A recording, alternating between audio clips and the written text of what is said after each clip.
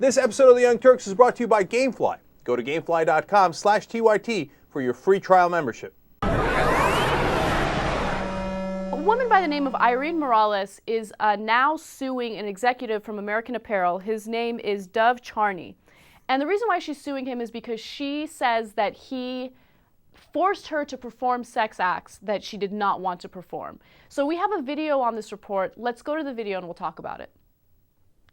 With its provocative ad campaigns, American Apparel has always used a healthy dose of sexuality to market its company's products. A strategy as controversial as the man behind it, CEO Dov Charney. The 42-year-old Canadian entrepreneur is accused of being a sexual predator by former employee Irene Morales. I don't want to be a victim anymore, you know? In this $250 million lawsuit, Morales says she was held prisoner in Charney's apartment for several hours and forced to perform sexual acts.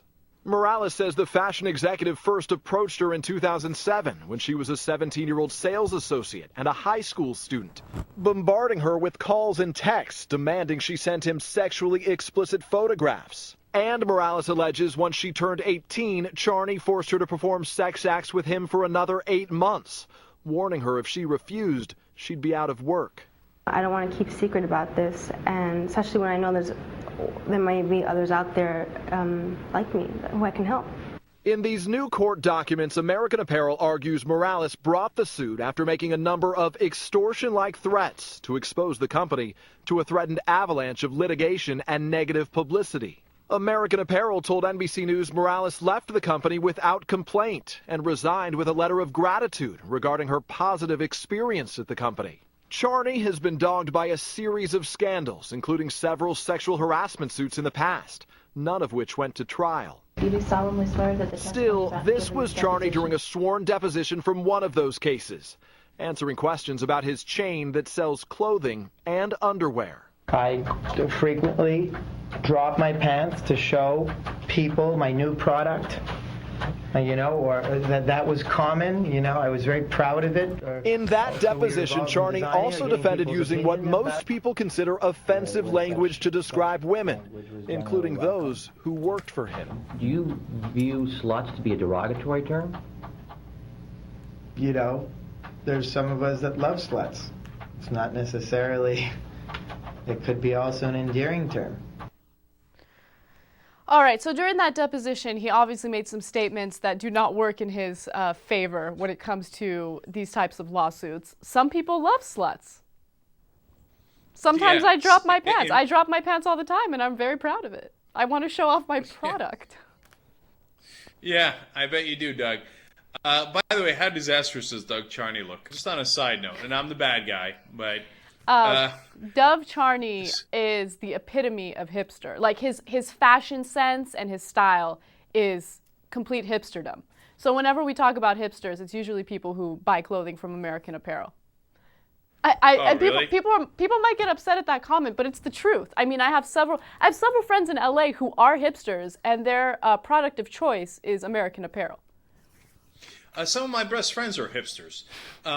Anyway, look. To me, Dov Charney looks like the least hip guy in the entire world. But now to the point of whether he's a sexual predator, and that's a heavy, heavy charge. And, look, I'm torn on this issue because, on the one hand, I know the victims sometimes take a long time in coming forward, as she did, and apparently she went back and worked for American Apparel on several occasions after what she describes as these assaults. And being preyed upon. And I know people are intimidated. They need a job. She was interviewed on the Today Show, and she said, look, they paid better than others. I needed the money, etc. So that's tough. On the other hand, suing for $250 million, you lose me on that almost every time. Mm-hmm. $250 million?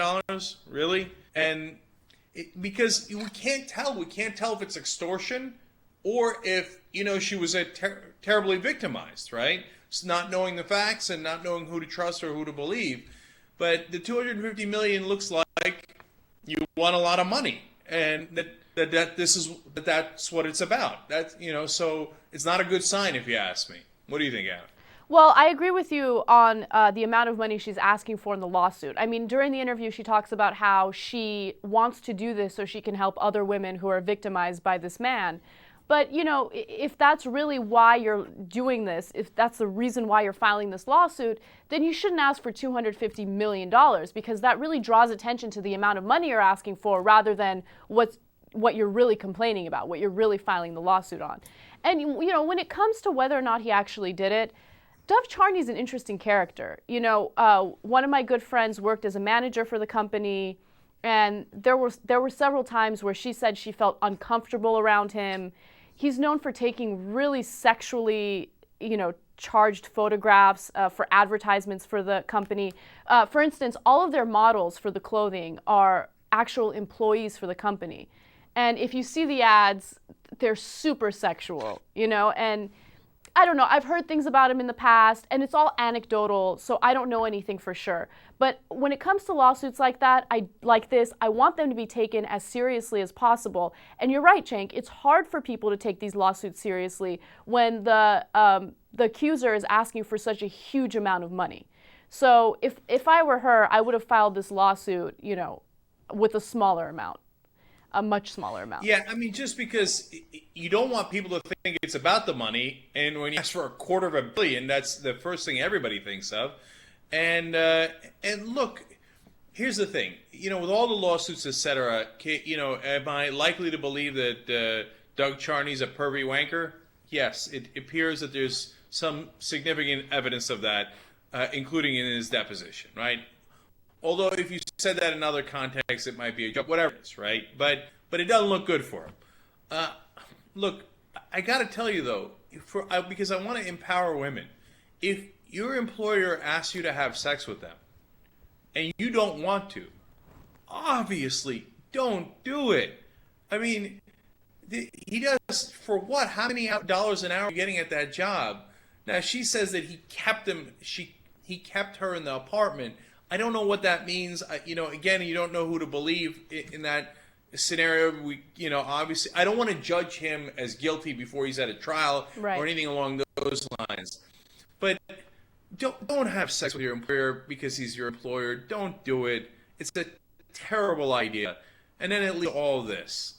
Yeah, you know, and I feel bad because she was in such a vulnerable position. She started working for the company when she was 17 years old. So, you know, she was young, you're right, she needed the money. She's very vulnerable. She's in a place where a person of authority is allegedly asking her to do certain things. She's in a tough spot. She doesn't know how to respond to it.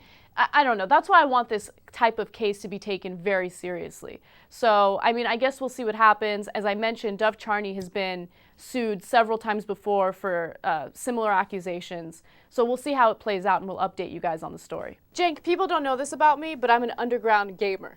I love to play video games. Well, then you're going to love our new sponsor, GameFly. They're the largest online video game rental service in the world. 7,000 titles, new and classic. Also, no late fees, no due dates. Shipping's always free. Go to gamefly.com/TYT for a free trial membership.